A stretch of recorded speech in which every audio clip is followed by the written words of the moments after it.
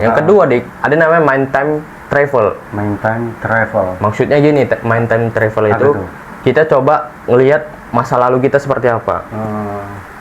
Aku mungkin 5 tahun yang lalu bukan orangnya seperti ini, gitu kan. Anak yang nakal, bandal, di sekolah sering cabut, belajar pun tak tentu, gitu kan.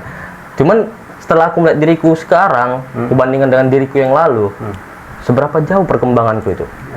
Nah, kita kan sebenarnya terlalu sering juga membandingkan diri kita dengan orang lain. Itu salah satu perfeksionis juga. Ibarat kita buat video kayak gini, Dik, terus kita bandingkan kualitas sama suara berkelas misalnya. Kita kualitas diri kita sama Timothy misalnya kan, atau Bang Ferry, atau channel sekelas suara berkelas gitu kan. Mungkin jelek kali masih aneh kan? Iya, jelek kali masih di bawah itu kami semua gitu. Ya nggak mulai kalau kami mikirin soal-soal itu gitu. Kemudian kami nggak mau mikir hal itu, kami memang mau mulai mau menyampaikan apa yang ada di pikiran kita ya kan. Nah, jadi itu dia. Itulah mind time travel, fokus pada diri sendiri saja gitu kan. Kau 5 tahun lalu kayak mana gitu, sama kau bandingkan diri kau yang sekarang, apa nggak udah jauh kali kau berkembang? Iya, jauh kali lah. Iya kan? Jauh Itulah mind time travel. Oh, itu namanya mind time travel. Iya. Halo sobat-sobat MB, selamat datang di channel kita Mind Barter. Oke, ini sebenarnya video lanjutan aja ya ini ya kan? Iya, part 2-nya berarti ya. Iya, sedikit part 2-nya lah. Sedikit agak nyambung sebenarnya sama yang tadi nih. Pembahasan kita nih. Ini cukup menarik juga sebenarnya. Habis itu kali. Kasih Aku paham. nanya dulu lah ya kan. Kau percaya nggak kalau manusia itu sebenarnya punya potensi Percaya. yang ada dalam dirinya? Kenapa? Percaya. Kau kenapa percaya itu? Karena setiap manusia itu berbeda-beda gitu. Iya, berbeda-beda. Tidak bisa tujuan, bukan Pancasila. Maksudnya beda-beda itu secara pengalaman, pola pikir gitu. Bahkan yang kelihatannya nggak punya potensi, itu justru yang punya potensi lebih dalam gitu. Ada kayak gitu aku dengar. Iya, benar. Sebenarnya gini, aku ada dapat sedikit pemahaman dari Adam Grant kan tentang hidden potensial, itulah potensi yang tersembunyi. Jadi dia bilang di situ bahwasanya manusia itu sebenarnya memiliki potensi yang besar dalam dirinya yang belum digali gitu. Nah, jadi kita ini kan berarti sebenarnya perlu mengetahui bahwasanya kita ini punya potensi, tinggal mencari bagaimana cara menggali potensi tersebut. Kau punya cara tersendiri nggak untuk menggali potensimu itu? Kalau untuk potensi ya, itu kalau aku dari minat pertama. Apa yang kira-kira itu kok aku kerjakan terus menerus atau berulang, aku nggak bosen. Iya, aku nggak bosen. Aku kayak nggak dibayar pun atau aku ngelakuin itu terus menerus, aku tuh tertarik aja gitu makinan. Nah, itu salah satunya yang bagiku itu untuk menggali potensi. Nah, kayak gitu caranya. Sama mencoba hal baru lah, mencoba hal baru. Terus kalau kita minat sama itu kan, makin kita kepo tentang hal itu, nah mungkin itu bisa jadi potensi kita gitu.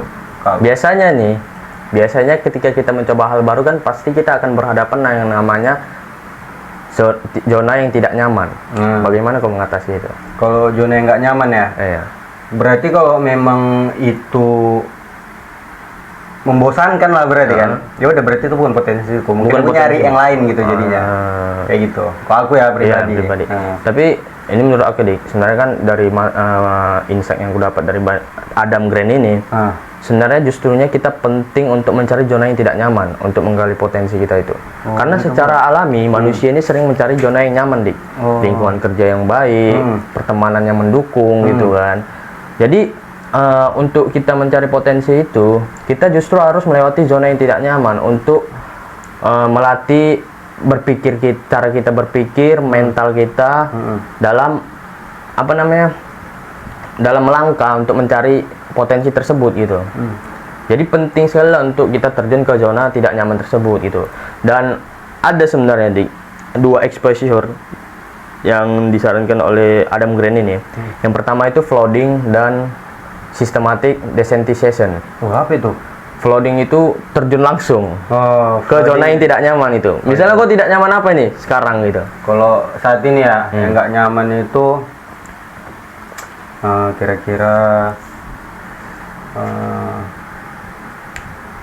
yang merasa kau nggak nyaman gitu. Nggak nyaman ya? Untuk kau lakukan gitu. Untuk kau lakukan. Apa ya?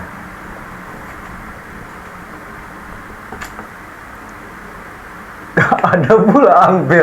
Aku hampir semua aku coba soalnya. Oh, berani kau coba lah ya. Iya, itu masalahnya. Jadi sedikit pun yang mau kau coba ini, cuman kok ada rasa nggak nyaman sedikit sebenarnya kalau aku melakukan ini. Cuman ya tetap kau coba, itu kan juga zona yang tidak nyaman gitu. Oh iya, salah satunya buat konten lainnya. Buat konten ini lah ya. Iya, karena termasuknya aku dulu itu bukan anti kamera. Jadi. Cumannya bukan yang ini juga sok. Kau tau nggak yang kayak orang hobi live gitu, live walaupun dia nggak apa-ngapain nih, cuman live IG, live TikTok gitu kan. Itu aku yang nggak hobi kayak gitu dari dulu. Tapi bedanya aku di main barter ini, aku ngerasa kalau di sini wadahku untuk menyampaikan yang di pikiranku gitu. Iya, itu perbedaannya sih. Jadi sebuah tantangan juga memang untuk aku berani ngepost memang gitu. Jadi itulah flooding. Flooding itu kita langsung terjun ke zona yang tidak nyaman. Oh, berarti termasuk yang kulakukan ini tanpa aku pelajari. Ini flooding berarti ya? Flooding namanya. Itulah. Yang kedua tadi systematic desensitization. Nah, itu pendekatan bertahap, Dik. Contohnya nih misalnya, kau ini mau belajar ngomong di depan banyak orang gitu. Berani ngomong di depan banyak orang. Langkah pertama yang kau lakukan itu, pendekatan pertama adalah coba diskusi dengan circle-mu, tongkronganmu, 2-5 orang. Diskusi aja, diskusi yang bermanfaat gitu kan. Terus tingkatkan ke presentasi kelas di depan gitu kan. Sama tim kelompoknya atau tim kerjanya bisa. Baru tingkatkan lagi ke menjadi moderator atau fasilitator di forum terbuka gitu. Nah, jadi ya lama-lama kan kita pelan-pelan jadi berkembang gitu. Itulah namanya systematic desensitization gitu. Pendekatannya bertahap, pelan-pelan gitu ya. Ada yang terjun langsung, ada yang pelan-pelan. Itu tergantung kita mau tipe yang mana. Pas sekali, agak menarik ini jadinya kan. Tahu gak? Jadi sebenarnya ya, aku justru lebih di awal, aku lebih berani untuk ngomong di depan kawan-kawanku gitu loh. Iya dari awal. Kalau ini mentor kawan-kawanku yang nonton ya, kayak kan. Tanya lo orang ini kayak, aku kok kadang kan, bukan sok apa namanya? Sok bijak, sok bisa atau sok bisa, ya. Sok pede enggak, cuman banyak situasi kan kayak di misalnya dosen kan, coba ada nggak yang bisa jelasin ini gitu loh. Gitu. Aku selalu yang pengen duluan gitu loh. Sampai di mana aku terlalu ngerasa apa aku berlebihan ya gitu sampai pengen jawab-jawabnya. Tapi kadang tahu dampak yang paling kurasakan itu dinilai-nilai loh. Gitu. Dinilai. Iya. Gara-gara aku berani untuk duluan untuk tampil gitu kan, nilaiku tuh semua gitu, bagus nilaiku. Kayak gini loh guys, nilaiku tuh semua. Semua ya. Jadi agak sombong lah ya. Gitu. Iya. Justru baru. Kau bilang tadi kan kayak kita berani ngomong dari teman, kemudian apa tadi tingkatkan ke presentasi kelas. Ke presentasi kelas kan. Malah aku dulu ya betul main kayak gitu dari ke kelas-kelas kan, berani ngomong ke kelas sampai akhirnya ya ayo kita buat main barter. Main barter ini salah satu tahapnya juga, Dik. Oh gitu. Tingkatannya lah setelah presentasi kelas. Karena nggak semua orang bisa ngomong di depan kamera. Iya betul. Kayak gitu. Ketawa kan pertama. Gitu dia. Jadi kan awal mulai semua yang mau kau lakukan itu kan karena kau mau mencoba dulu gitu. Sama seperti video sebelumnya yang kita bahas tadi kan. Jadi semakin banyak yang kau coba itu kan, semakin tahu di mana letak salahmu dan apa yang seharusnya yang kau lakukan itu lebih baik gimana gitu kan. Jadi perlu yang namanya mencoba seperti video kita tadi kita jelaskan sebelumnya kan. Jadi semakin banyak kita coba ya semakin ngerti kita bagaimana pola kehidupannya ini gitu. Iya. Sama lah, betul yang kau bilang itu karena dari gaya bicara mungkin ya aku ya kayak. Dari gaya bicaraku yang pertama kali kita take video tuh kaku kali sumpah. Kaku kali kayak patung ya. Iya kayak wow guys optimisme itu kayak gini gitu. Kayak gitu, Cok. Iya. Tapi kayak kita makin kesini kan makin lebih santai gitu kan. Karena kita kan lihat video kita, wih, di sini kaku kali gitu ya. Coba lah nanti minggu depan lebih santai lagi. Iya. Kita bisa mengevaluasi kan. Bisa gitu. Evaluasi gitu. Jadi sampai sekarang kan aku jadi nganggap yang nonton ini malah kayak teman gitu loh, kayak teman. Iya, aku pengen gitu loh, sampai ada yang komen kan, "Bang, ini kayak mana nih?" gitu. Jadi, "Bang, kenapa kayak gitu?" Aku pengen malah gitu, pengen dijawab gitu, gatel gitu. Gatel kali ya. Iya. Video-video pun banyak juga di komen kawan-kawanmu ya kan. Support semua ya, gila kali teman-teman di Iya, main kali memang orang ini. Terus ini kan kalian. Iya. Keren. Jadi ibaratnya nih kan, paling kami nggak pakai penonton bayaran nih, cuman Iya, nggak ada. ya udah gini ini berdua ya Iya. sebenarnya gitu. Itu kan. di luar ekspektasiku tuh. Tapi kami kayak menganggap ya udah kamera ini udah ini ada kalian ini semua rame di Kalian sini. ini nonton kami gitu. Iya, nonton kami. Jadi ya kami ngomong aja gitu. Iya, ikut kan. nimbrung ya kan, ikut Nimbrung, ngopi. ikut ngopi gitu dia. Jadi sebenarnya sama satu lagi dalam proses pembelajaran. Kita sering berpikir dalam proses pembelajaran itu gini, Dik. Kita mikir bahwasanya ke knowledge dulu, baru comfort, baru praktik, baru progres. Maksudnya apa? Kita kalau dalam belajar itu pasti mencari ilmunya dulu, pengetahuannya dulu. Iya, gitulah. Baru kita merasa nyaman dulu, ya kan? Nah, setelah kita merasa nyaman, baru kita praktikkan ilmu yang kita pelajari. Setelah itu barulah kita berkembang. Padahal proses pembelajaran itu terjadi, Dik. Dia ke knowledge dulu, Tahu dulu, baru praktik dulu, baru discomfort, baru more praktik, siap more praktik, barulah progress, barulah comfort. Bisa gue jelaskan itu karena bisa bahasa Inggris ya, aku oke. kurang pandai aku bahasa Inggris. Knowledge berarti kan kita ilmu dulu. Tahu dulu ya. Ilmu dulu ya, tahulah dulu kita ilmu dulu, baru tadi praktik ya kan, langsung praktik. Praktik langsung kita pelatihan apa yang ilmu kita pelajari. Setelah kita praktik, latihan sama ilmu yang kita pelajari, kita akan merasa di zona yang tidak nyaman. Itulah discomfort. Itu discomfort. Nah, dan itu hal yang wajar sebenarnya, gitu, hal yang normal gitu. Setelah discomfort, kita seharusnya itu bukan berhenti tapi latihan lagi, praktik lagi. Nah, barulah nanti ada progresnya, ada kemajuan, ada perkembangan dalam diri kita, barulah kita merasa nyaman. Itulah proses pembelajaran yang sebenarnya terjadi. Gitu, bukan ke knowledge, comfort, baru praktik, baru progres, enggak. Iya, betul itu guys. Sebenarnya kan dari yang pembahasan kita di video sebelumnya, itu juga salah satu akar masalahnya guys. Orang itu mau terlihat atau mau bagus dulu, nggak mau jeleknya dulu gitu loh. Padahal jelek itu kan proses kan guys. Dari yang jelek video, dari jelek kualitas visualnya, dari jelek backgroundnya, dari jelek cara penyampaiannya, sampai jadi bagus itu kan perlu proses kan. Nah itu betul. Kalau yang kau jelaskan tadi kan itu tahapannya jadinya kan yang harus kita lalui. Nah itu yang orang nggak mau guys.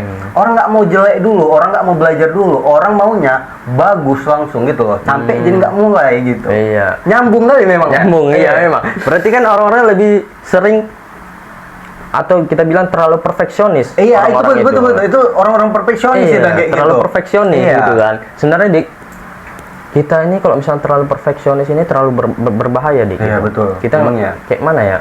Ya kita selalu akan menunda-nunda gitu. Karena kita mau yang sempurna gitu. Kayak kita ini mau buat konten. Kalau misalnya kita mau perfeksionis sekali, mungkin kita tanpa ada lampu ini nggak mau mulai gitu. Iya, betul. Gitu kan? Tanpa apa namanya? Apa ini namanya untuk apa ini? Ini apa? Tripod kita ya biasa aja, agak mereng dikit ya kan? Sebelah agak patah ini. Agak patah. Cuman kita tetap mulai gitu baru kan. sama kursi ini. Iya, kalian tengok ini ya. Fruity. Ini agak di endorse sedikit. Ini sebenarnya ini ditagih neneknya Sika ini Mas ini. Ini tempat nenek sambil ini gitu kan. Di tokonya mama nenek bukan? Apa kau toko guys? Untuk kreativitas ya. Tokonya nanti nenek penuh tinggal. Ya cuman kreativitas juga sih. Kan kita buat video ini kan kreativitas juga gitu. Ya neneknya Kai. Tengoklah ini ya. Meja dikasih tahu mejanya kayak mana. Meja ya, ini sebenarnya kau tahu. Ini bekas gulungan kabel fiber untuk WiFi. Nah, itu. Cuman aku lepas guys, baru aku kasih timbal lah ini untuk meja kita. Dicat lagi ya. Iya. Tapi itu kayak alasan kita bisa sampai sekarang ini. Karena kalau kita nunggu kita punya meja yang estetik, kita punya kursi yang estetik, bangku yang nyaman, ya belum mulai ini. Nggak boleh mulai gitu. Karena kita mengetahui budget kita terbatas gitu. Betul. Jadi kita beli yang penting-penting kayak lighting, lampu gitu kan. Cukup rasaku gitu kan. Cukup. Sama ini mikrofon juga kan. Ya udah. Biar jelas suara. Habis itu mulai gitu kan. Yang mana-mana penting lah gitu. Yang penting-penting aja lah gitu. Iya, nggak perlu kita memperhatikan detail-detail yang kurang penting gitu. Ya aku nggak bilang detail kecil yang nggak penting lah, karena detail kecil pun penting juga gitu. Cuman detail-detail yang nggak penting gitu. Yang pokok-pokoknya aja lah. Yang pokok-pokoknya seperti lighting biar visualnya bagus, muka jelas, cerah gitu kan. Baru mikrofon biar suara jelas. ini kerat apa sosro biar bisa duduk. Biar bisa duduk. Udah. Ini ada nih bangku, cuman agak-agak apa? Gini merot dia. Meja kami nggak perlu beli, di apa Sidika sendiri, dicat, disambungkan.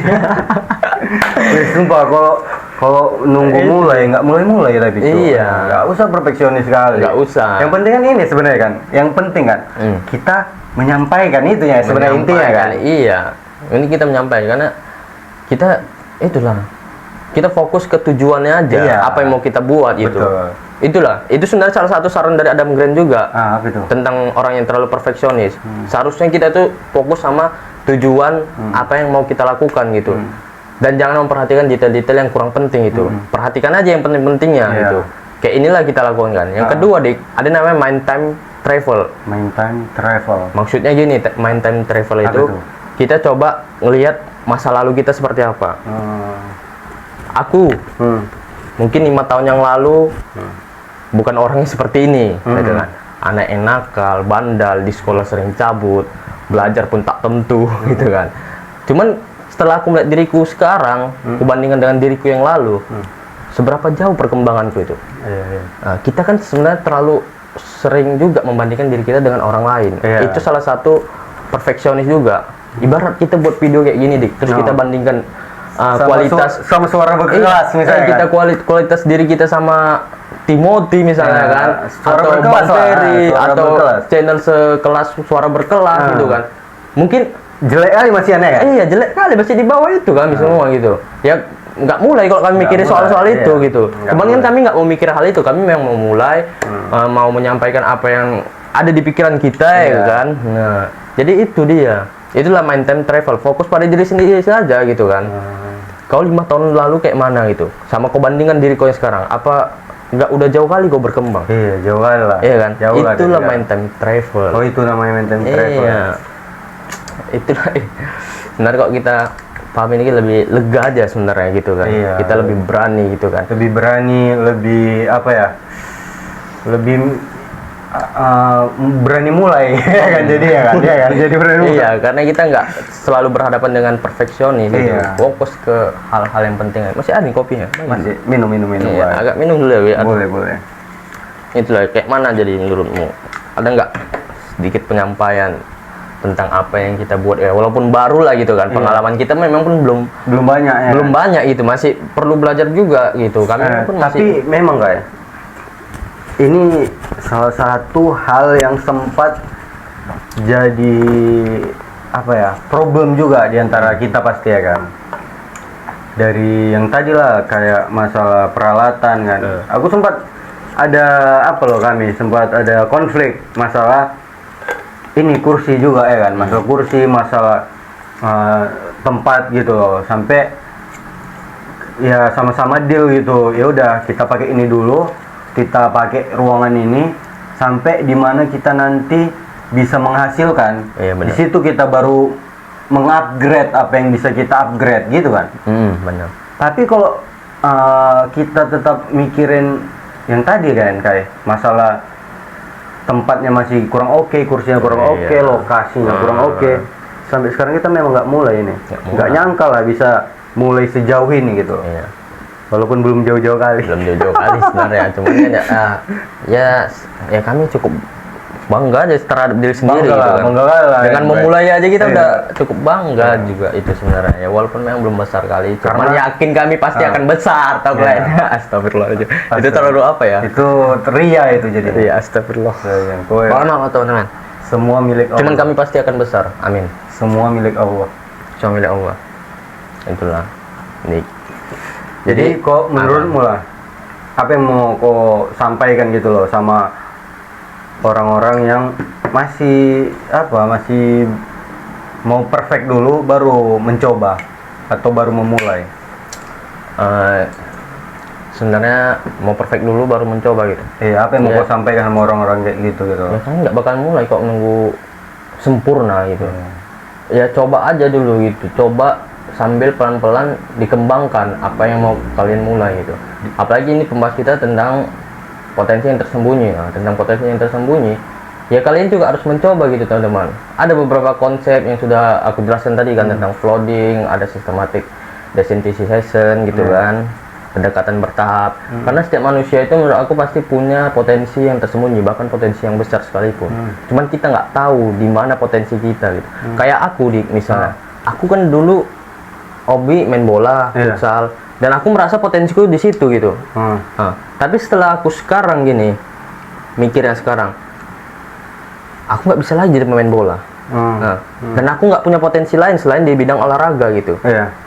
Kalau aku merasa berpikir seperti itu, ya aku akan stuck di situ, nggak pernah mau belajar apapun lagi. Tapi aku terus mencoba aja gitu, berani terjun di zona yang tidak nyaman gitu kan. Kayak aku masuk kampus, tahu aku apa yang mau aku kembangkan, gitu kan. Bisa ngomong depan orang gitu kan. Ya walaupun bertahap, aku kan pakai konsep yang tadi kan, systematic desensitization. Bertahap, awalnya diskusi, tongkrongan sama circle gitu kan. Baru aku presentasi depan kelas, berani jadi moderator sekali-sekali kan. Nah, ada peningkatan, sekarang bisa ngobrol di depan kamera gitu kan. Pelan-pelan gitu. Jadi gali aja potensi kalian. Di sini kan aku udah bisa lihat bahwasanya aku sedikit punya potensi gitu di hal bidang ini gitu. Ya insya Allah makin berkembang pelan-pelan kan tentang ilmu pengetahuan yang aku miliki, ya semakin belajar terus lah gitu kan.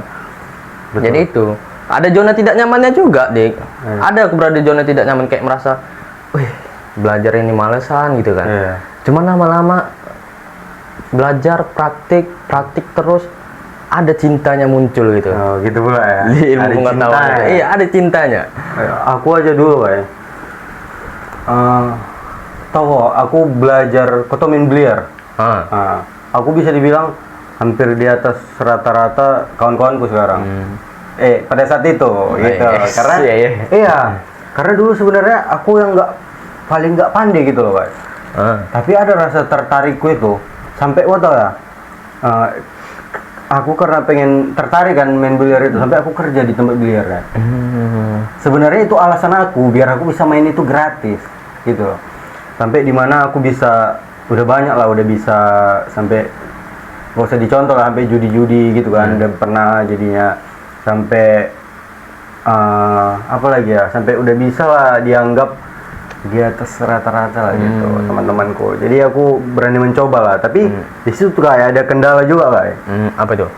Rupanya aku nggak sejago itu juga gitu. Jadi ya udah gitu loh, aku pinggirin, bukannya aku gimana kan, aku nyadar diri, aku pinggirin, ya udah nyoba yang lain gitu loh. Di bidang lain ya. Di bidang lain, kayak inilah contohnya. Berarti gitu. Kau sekarang sadar bahwa di biliar kau nggak terlalu jago ternyata. Ya aku jadi sadar kalau aku nggak terlalu jago. Iya, belum lagi jumpa aku kan.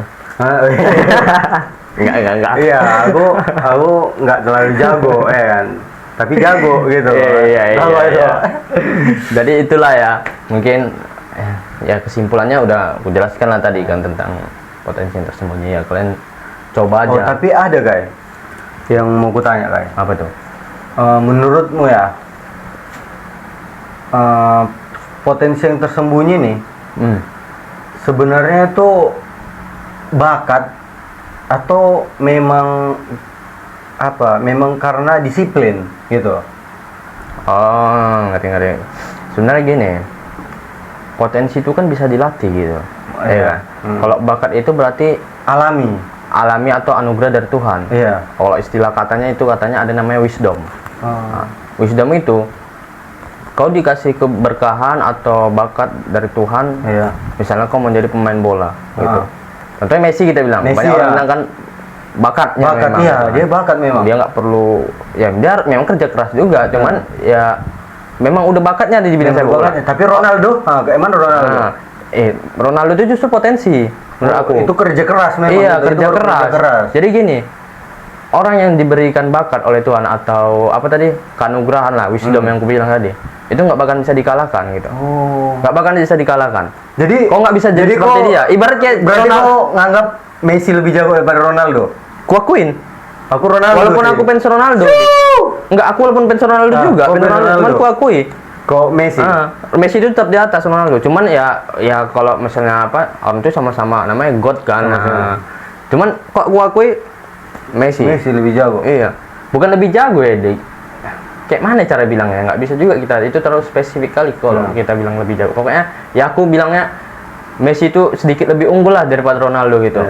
Memang betul sih kayak kau bilang, aku percaya juga itu. Jadi karena Ronaldo pun karena orang kalau udah dapat anugerah lah bilang kan, itu kayak ajaib aja gitu ya kan. Sulit kita untuk menyaingi dia. Iya, bahkan bisa. Kita harus kerja keras pun itu nggak sebanding sama dia gitu kadang kan. Iya, kayak aku jumpa orang di biliar itu kayak gitu kayak. Dia kayak tau biasa aja gitu loh, jarang latihan juga, tapi jago, memang sejago-jagonya. Kayak gitu, itu yang buat aku kayak aku nggak terlalu jago nih di sini gitu. Nggak bakalan bisa gue saingi orang yang dikasih anugerah sama Tuhan. Jadi kadang-kadang orang terlalu berarti itu bakat memang. Bakat. Jadi kita jangan fokus ke satu individu aja. Fokus di pola umumnya aja. Seperti yang ku jelaskan tadi kan sebenarnya pola umum gitu. Baru ini Kak, ada lagi pertanyaan gua. Jadi dan banyak pertanyaan ya, waktu-waktu. Ya nggak apa-apa nanti. Aman tuh kita ya. Apa ya. Cuman ini agak sebenarnya ini memang di luar konteks sih. Tapi aku sering kepikiran sama ini gitu loh. Menurutmu atau kau ngerasain nggak gitu loh? Kita ini punya banyak hal yang bisa kita lakuin. Banyak hal, tapi ngerasa nggak punya bakat gitu. Tau nggak maksudnya? Kita bisa ini ngelakuin ini bisa. Bukan bakat sih, keahlian yang benar-benar kita ahli lah gitu ya. Iya gitu maksudnya. Jadi kayak kita bisa ini, kita bisa ngomong depan orang nih, kayak misalnya kan kita bisa main biliar nih, bisa main bola, bisa karate, kita bisa masak misalnya. Tapi kita nggak yang top kali gitu. Itu gimana menurutmu? Menurut aku itu karena kita nggak pernah fokus sama satu keahlian yang mau kita kembangkan gitu. Ya kayak misalnya kita bisa bola, karate, badminton gitu. Ya kita harus fokus di mana yang betul-betul mau kita kembangkan. Misalnya mau di sepak bola, ya kita lebih condong ke sepak bola gitu. Jadilah ahli di bidang tersebut gitu. Fokus di situ. Misalnya kayak dalam pembelajaran kau bisa matematika, misalnya bisa fisika, bisa ekonomi. Kau harus pilih itu satu yang mau jadi keahlian kau. Dan itulah yang harus kau pelajari lebih banyak lagi gitu. Tentang ekonomi misalnya kan. Itu kau pelajari agar kau jadi ahli di bidang tersebut. Cuman dengan cara pembelajaran dengan cara kau sendiri gitu kan. Itu. Karena aku kadang ngerasain gitu loh. Iya. Aku ngerasa bisa aja. Makanya aku bilang tadi kan, kok apa zona yang nggak nyaman yang kerasamu kan? Nggak ada, karena aku cobain semua gitu loh guys. Tapi nggak ada yang rasaku satu hal itu aku paling mantep di sini. Nggak kayak gitu aku. Begitu aku jumpa lawan yang lebih gitu kan, aku ya sadar gitu. Tapi itu nggak membuat aku minder sih. Itu lebih ke pengenalan diri jadinya. Jadi nggak terlalu sok jadi gitu. Jadi fokuskanlah ke satu bidang yang benar-benar mau kau kuasai. Jadi aja. Intinya tadi kayak mana kayak intinya nih? Intinya kesimpulannya. Pokoknya intinya dari mungkin dari video ini ya kalian untuk mencari potensi kalian ya bukan cukup ya berani aja mencoba gitu. Rasai zona yang tidak nyaman itu karena itu melatih pola pikir kalian, mental kalian untuk menjadi lebih baik lagi gitu kan. Karena tanpa terjun ke zona yang tidak nyaman kalian nggak bakalan tahu gitu, kalian nggak bakalan dapat pembelajaran yang baru dari cara kerja dunia ini gitu kan. Jadi gali terus potensi kalian itu, pasti adalah cari di mana potensi yang benar-benar kalian minati gitu, dan terjun aja ke zona yang tidak nyaman itu. Sampai di mana kita tahu di mana memang kita ahli dalam bidang itu, gitu ya. Sampai kita tahu, sampai kita dari awalnya tidak nyaman menjadi nyaman, gitu dia. Oke, kayak gitu aja ya guys. Mungkin itu adalah udah lewat waktu kita nih, udah 27 menit video teman-teman itu kan. Mungkin sekian aja dari kita. Oke. Video minggu nih terakhir. See you next time.